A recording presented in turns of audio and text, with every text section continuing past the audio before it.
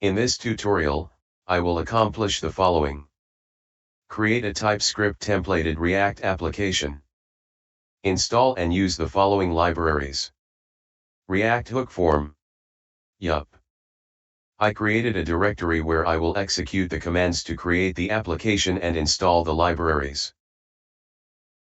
To create a TypeScript templated React application, I will execute the command npx create -react -app, the name of the new application, template, TypeScript. Next, I will change to the directory of the React application. Now, I will install the React Hook Form library. To install the React Hook Form library, I will execute the command npm install react -hook -form -save. The next command will install the yup library. The command is npm install yup -save. Finally, I need to install another library that will allow the React Hook Form library to interact with the yup library. The command is npm install @hookform/resolvers. Now I can open the project inside Visual Studio Code. I will use the shortcut code. I selected the source folder. I will create a new folder named Components.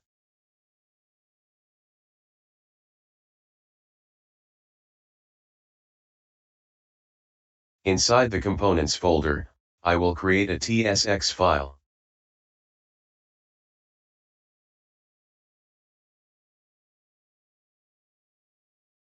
This new file is going to be named testing-form.tsx. In this file, I will implement the component that will allow me to test the React Hook Form and yup libraries. The first line imports the useForm hook from the React Hook Form library. The second line imports the yup resolver. The yup resolver is used to integrate the React useForm hook with the yup schema validator. This code imports all elements from the yup library under the yup alias. The yup library utilizes a provided schema to validate the form fields. The React Hook Form utilizes the yup's ability to validate the fields, to return error messages to the page, and to prevent the submit to happen, unless all requirements are fulfilled. Here, I'm declaring a const named schema. The schema will hold the form field requirements for validation. I defined that the first field has to be a string and it is required. Then, I declared another field in the schema, named second field. The second field is also a text field and is required. However, I overrode the message that should appear, in case this requirement is not fulfilled. The schema defines that the third field must be a positive number. The next field, in the schema, is named email field. The email field is defined as a string. The email field relies on the built-in email validation provided by the yup library. The email field is also required. However, I'm not overriding the default error message. The password field is required, must be a string, and its length has to be of at least 3 characters, and no more than 10 characters. The confirm password depends on the value entered in the password field. Yup provides a way to do this dependency validation. The yup.oneof allows us to do that. The yup.ref function maps the one of validation with the field named password field. To strongly type the field names and their data types, I declared an interface. Here I declare the testing form function component. This line of code is doing the following. Declaring that I want to utilize the useForm hook. The useForm hook will expect to work with a form containing the fields defined in the interface. The useForm hook will use the yup schema validator as its resolver. Through the form state, I will get any errors, if any of the field validation rules of the schema are not fulfilled. The useForm hook exposes the register and handle submit, to be integrated within the form. The onFormSubmit function will be invoked when the user clicks on the submit button. I'm not going to pass the form field values to any API backend call. For this tutorial, I will simply display an alert, showing a serialized string, of the form field values. This component will render a form. I will define the form here. First, I need to use the form tag. I also need to bind the form's onSubmit event, to the handleSubmit object. The handleSubmit object is exposed by the useForm hook. The handleSubmit object expects to wrap a function. In this example, the handleSubmit object is wrapping the onFormSubmit function. I added the first field. I used the HTML input tag. I used the useForm hook's register object, to link this input tag to the first field. This code will display any errors from the first field validation. I did the same thing for the second field. Then, I declared the third field of the form.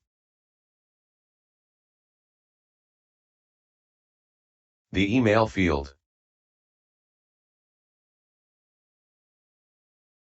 Then the password field.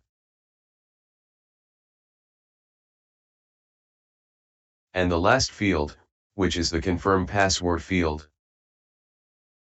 Now I need a submit button. And here it is. Inside the app.tsx file, I will remove the default implementation.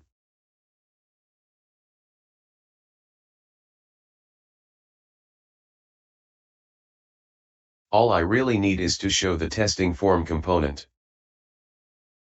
I clicked on the terminal menu. And now I will click on New Terminal. To launch the application, I execute the command npm start. I will click on the submit button, without providing any values. All fields failed. After typing something into the first field, its validation error message goes away. Same for the second field. The third field is expecting a positive number. I typed -1. That's why the following red message appeared. Third field must be a positive number. 12 is a valid number. No more validation errors. The email field failed validation. Now it is fine. I did not break any specific validation rule of the password field. But when the confirm password does not match the value entered in the password field, the error appears. I'm going to click on the submit button, aka send. And the alert appears with the serialized string of the object holding all form field values. One more thing. I will demonstrate how to use the watch object, from the useForm hook. The watch object provides a way to notify when the value of a field has changed. Here, I want to print, to the browser's console, the value of the first field, whenever it changes. As soon as I start typing something in the first field, its value changes. And the console displays the changes. The end.